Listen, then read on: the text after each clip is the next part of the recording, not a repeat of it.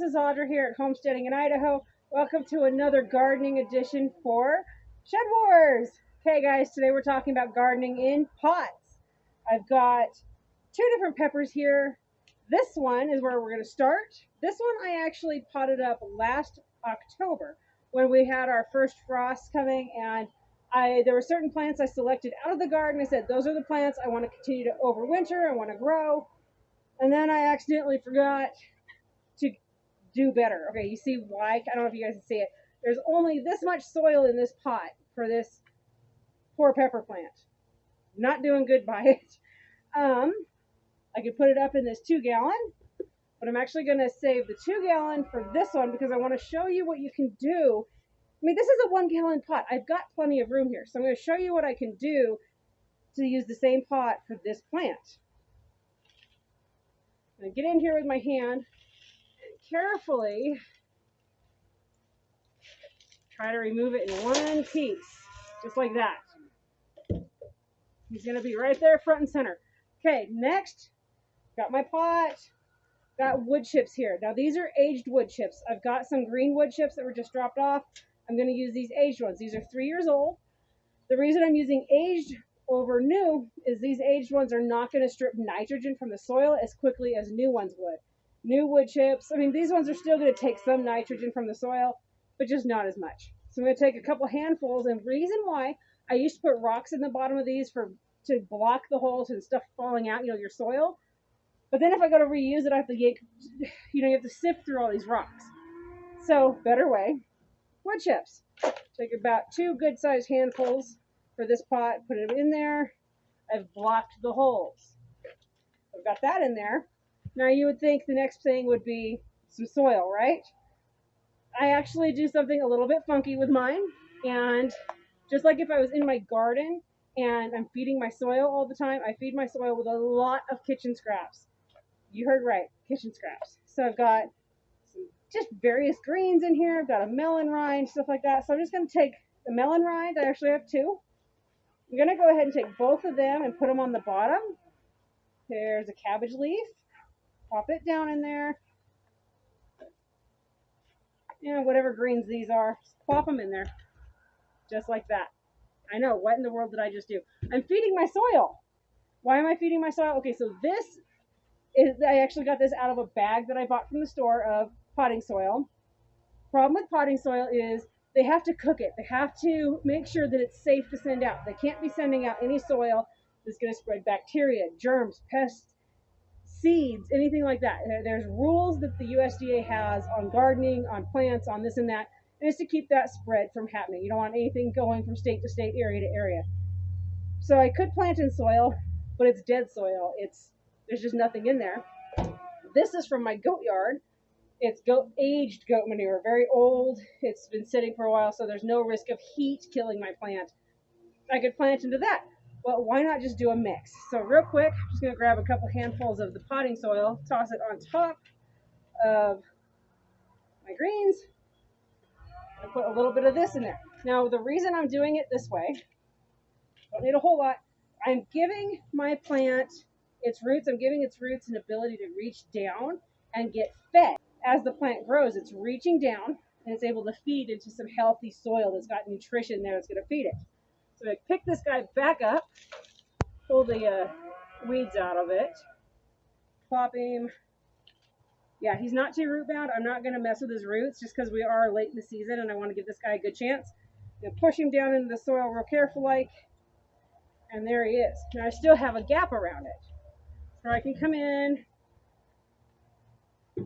put a little bit of this around there to help fill in that gap and feed the soil. Now you can use store-bought manure if you want.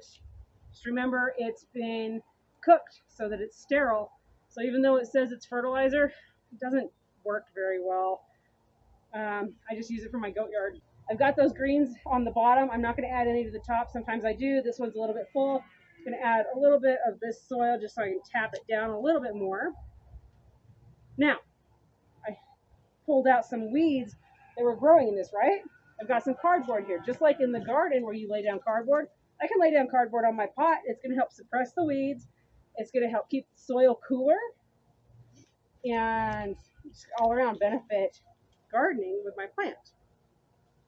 Now, some folks don't prefer to use cardboard anymore. There has been discussions about the risk of the glue that they use in cardboard. I'm not using a whole lot. I'm just going to run with it. Okay, I've got the cardboard on there. Grab my hose. Just do a gentle water in. Now the cardboard will take the shape as you push on it. It'll kind of shape to the pot. But it's going to help prevent those weeds from being able to grow as easily. And that, those weeds, as they grow, they suppress the plant. They put pressure on it, your plant that you want growing. You don't want that. They're also stripping nutrition from the soil. So by discouraging them, whether it's in our big garden or in a container, we're going to do better for our plant. Now on top of it, just because it looks better and it also helps hold in the moisture, we are in a drought right now. But even if we weren't, this is what I do. I like to add the wood chips on top, holds in the moisture. It means I have to water less and the plant is happier. It kind of keeps it cooler, which is kind of weird. You'd think that it would absorb the heat. I mean, it's bad enough it's in a pot, the pot's absorbing the heat. But the wood chips actually seem to keep it a bit cooler. Yeah, they do absorb some heat, but it's like this weird, I don't know, I can't explain it because it does seem to keep them happier and cooler. So that plant is now good to go. It's going to go back on my porch. All right, so got this pepper plant right here. It's growing out of his pot. Just needs a bigger pot. This is one that I dug out of my garden last October. I wanted to get it out and into the greenhouse because had I left it in the garden, it just would have been a dead stick by spring. We get that cold. We get lots of snow, lots of ice, deep freeze. So I wanted to overwinter it. So dug it out, put it in the greenhouse. Here we go. It needs a bigger pot. So got this big 2-gallon pot. First, I'm going to take and put some wood chips in the bottom. You could take some rocks and put them in there. It works. I used to do it, but rocks make it heavy, which is great if you have windstorms. But if I were to dump it out later and want to use that soil, I have to pick all those rocks out. Kind of a pain. Not too bad, but kind of a pain. Anyway, wood chips in the bottom. Wood chips are actually going to help feed the soil and allow for good drainage. So the next thing I'm going to do is kind of crazy, but I've got some kitchen scraps right here into the bottom. Those are going to feed my plant as the plant's roots reach down. This bucket right here has aged compost fertilizer from my goat yard. It's not fresh. It's not got bedding. It's not hot. It's not going to kill the plant. It's going to feed my plant. So take a good amount from there. Put it in the bottom. Now I have to remind myself as I go not to get too gung-ho filling this up because I have to fit this in there, right? Getting kind of close. Now this is just potting soil. Now this is potting soil I bought from the store. It was just easier to put it in a container like this, put it on the table instead of trying to lug a huge bag of potting soil up here. Potting soil is great. It's nice and fluffy. It gives your roots plenty of room to try to move around. Problem is it's dead. It's sterilized. To be able to sell it, they have to sterilize it so that no weeds are growing, no pests, no bacteria. It's a dead soil. So that's why I added this, and that's why I added the greens and the wood chips. Then we're going to take this guy, tip him upside down, on out, little bit of root bound, so as I hold him, I'm going to break those roots up just a little bit, not going to destroy this thing too much. So you can see, just like that. In we go. Now, got a pepper plant in there with a big old empty space around it. It's time to fill that space up. I'm going to use quite a bit of the goat manure. It's fertilizer. Why not? We're going to have a healthy plant. So fill up that gap. I could go to the store and I could buy some fertilizer from the store, but why not use what I've got from my animals, right? If you've got it, use it. Plus, it's healthier soil, hasn't been put full of a bunch of stuff. Not interested in growing with a whole lot of stuff. Hey, if you want to, please feel free. I just try to kind of go as close to nature and natural as I can. So I've got that pretty full. I'll take the rest of my potting soil, kind of kick that around it. Around. And now, because I used that fertilizer compost from the goats, I am going to put some cardboard on top around this plant, just like I would if I was in the garden. It's just weed suppression.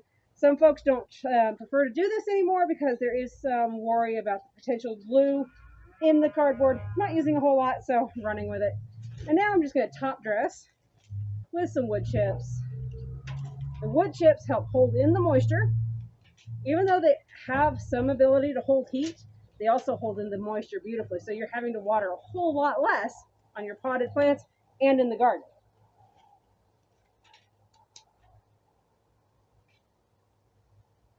Excuse the sweaty face. It's 102 degrees in Idaho. Our high this time of year is typically only 87. So I'm in a furnace. It's hot. Anyway, there we go. There's my plant. Let's water it a little bit. And this guy is ready to go right back.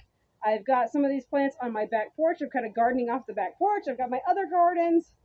But I really wanted to get into tinkering with potting plants and exploring that world so that I can share knowledge with you guys.